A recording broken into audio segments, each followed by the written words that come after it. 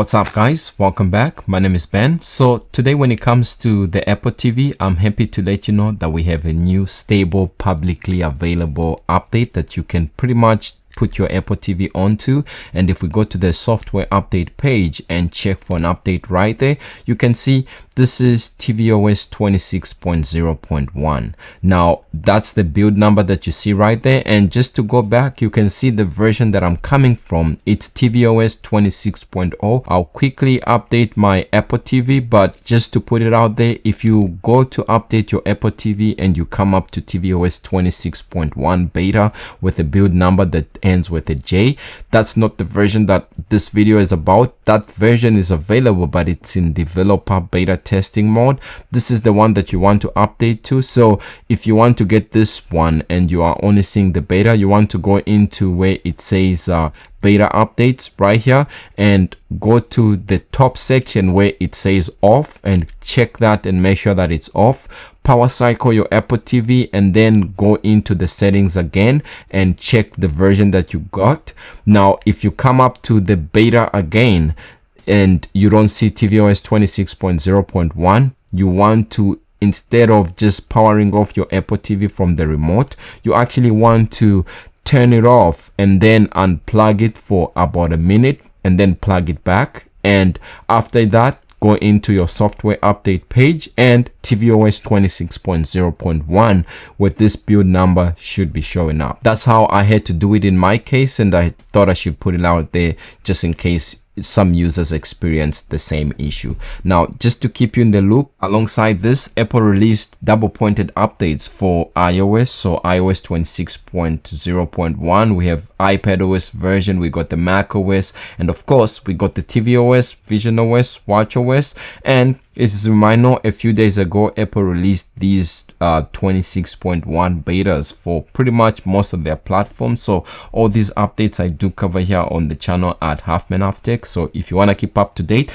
definitely do subscribe so that you stay updated. Now what I'm going to quickly do is let my Apple TV update, and then we're going to look at the new features and changes that tvOS 26.0.1 has to offer. Just like that, my Apple TV has now been updated and it's just restarted. And as you can see, among the first things that you see after updating to tvOS 26.0.1 is this new profile switcher that allows you to switch between different users. Now this is new for me on tvOS 26.0.1 because on the official tvOS 26.0 I actually was the only user for this Apple TV, and I still am the only sole user, but you can see this screen now shows up. Before it wouldn't, and if I select my profile and go to continue, it welcomes me to the Apple TV like this. Now, if this doesn't show up for you, you want to go into your settings and go to where it says profiles and accounts, just like this.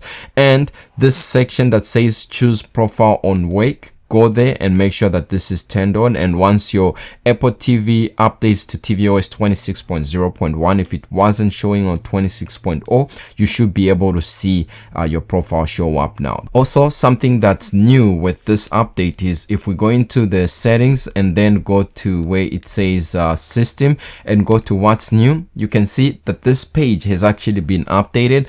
If you look at my initial tvOS 26.0, I still had a screen that talked about Snoopy with regards to what's new screen that you see right here, but Apple has updated it in the background. It could be something that was pushed before tvOS 26.0.1, but it's good to see that if after you update immediately it shows up and there's no need to wait. And you can see some of the things that it talks about the new liquid glass design. It talks about the new Apple TV redesign app, updates to FaceTime, sync with iPhone mic, wake up to profile, and new India areas. If we go to the software update page, just to show you we are up to date, if we check for an update, you see this page that says 26.0.1 with the build number 23J.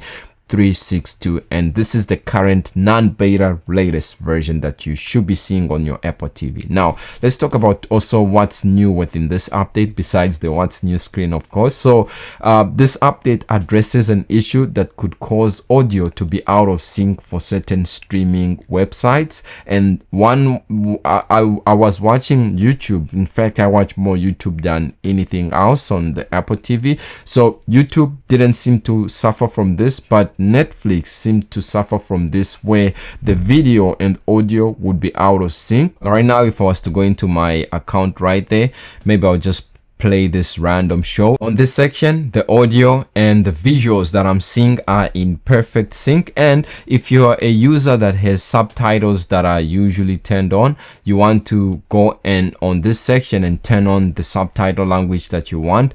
Apple has also fixed this, so your subtitles, your audio and visuals should be synchronized properly, unlike before. Some users reached out that after updating it didn't work for them and the synchronization issue persisted in Netflix. So if that's still the case, you want to go to the App Store and look for Netflix. For me, it's #1 on trending, but you might need to search it up. And if there's an update like what you see right here, you want to go ahead and update your Netflix to the latest version. So click on the update. Usually it's a pretty small update file size, and you can see it does it over the air pretty quick. And once it's updated, open your Netflix and continue watching your show and see whether the video synchronization issue has been resolved. Now, if that doesn't fix the issue, the last thing that you can do is Apple also released a new HomePod update 26.0.1. So if you have an issue with your synchronization after doing all this, then you could update your HomePod as well and see whether that fixes the issue. I'm almost certain that doing those 3 things will fix the issue for you. Another resolved issue that this update fixes has to do with the video output over HDMI. So if you go into your audio and video settings under the HDMI output, if you have the YCB CR selected and you are seeing weird screen artifacts, this fixes that, and now you don't have to select anything like the other options that you have right there. This one should be working perfectly as intended. I'm clicking continue, but it's actually not changing anything. So maybe for now I'll select not now, or if I press the back button like this, then it now works, and now you can see the same notification comes, but the background has changed.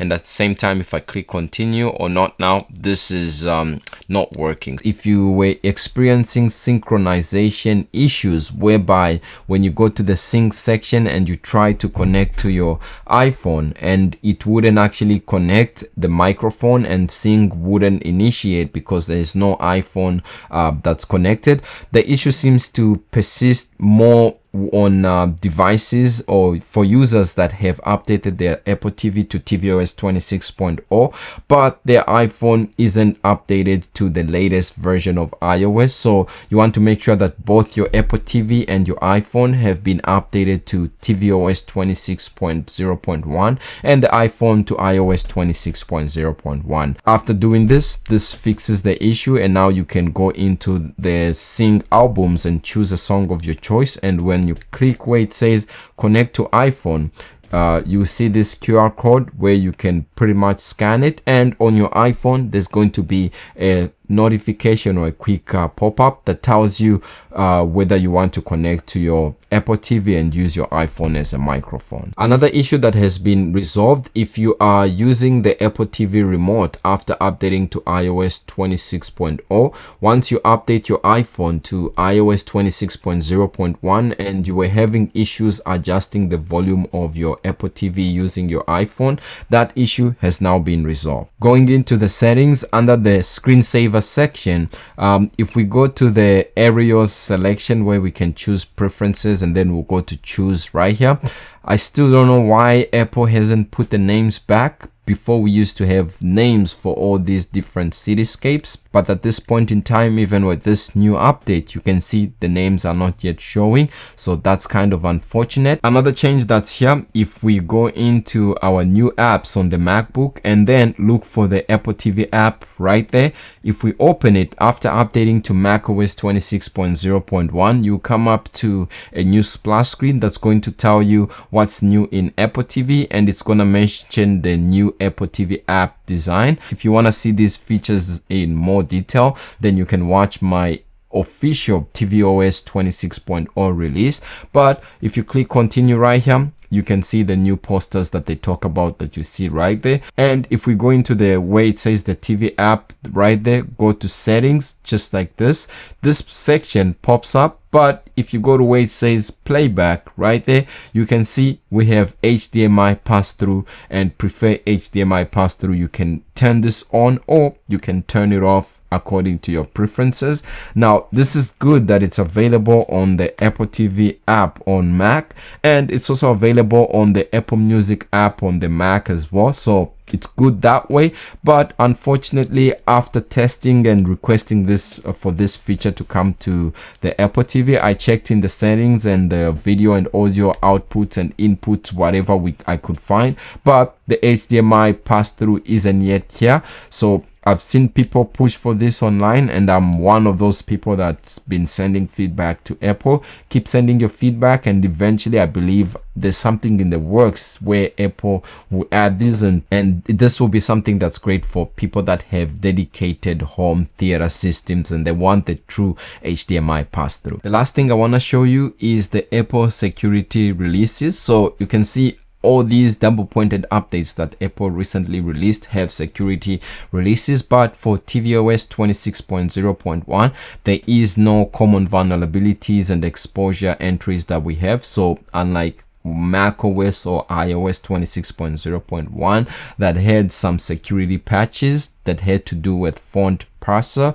it's the same patch that's there for the iPhone and the MacBook, but it seems like that same vulnerability wasn't affecting users on the Apple TV, and the same for the Apple Watch. So there are no CVE entries for this update today. Now, that's it for me when it comes to this update. Let me know what you think about this video. Hopefully you found it informative in a way. If you did, don't forget to leave a like and subscribe, and I'll see you in the next video.